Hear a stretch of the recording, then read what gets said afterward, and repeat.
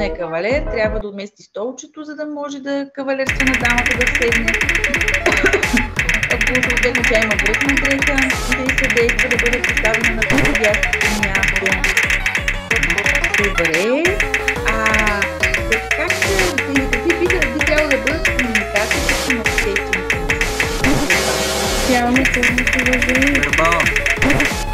Например, да кажем,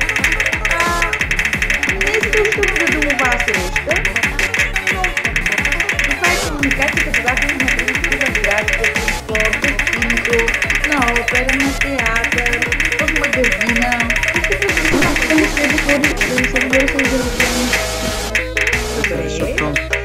Добре, чудесно. Да те учтиви и да знаете как да предразположите хората с цел добра комуникация. Добре. Тоест на обществено място не повишаваме тон, нали? Не е необходимо всички да слушат нашия разговор, да не обсъждаме хората, които са около нас, да не използваме жаргони, диалектни форми, нещата, които използваме като термини да се разбират от всички участващи в разговора, да не сочим някой връзка, съответно. Нали, следващият ми въпрос е, знаете, че ни се налага да общуваме и специални категории.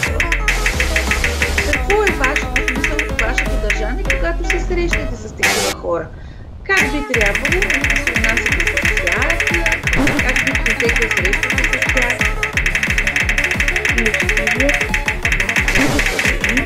А кои са специалните категории хора? Трябва да се държим с тях, да ги гледаме, да имаме очи. Тоест, кои бяха специалните категории хора? Значи, аз исках да видя дали ще ми разбрали въпроса. Моите специални категории хора са хора, които имат двигателни затруднения, хора, които имат зрителни проблеми, хора, които не чуват. Нали? Те имат някакви специфични нужди, но всички останали, искам да кажа, че към тези хора трябва да се отнасяме като всички останали категории. Те даже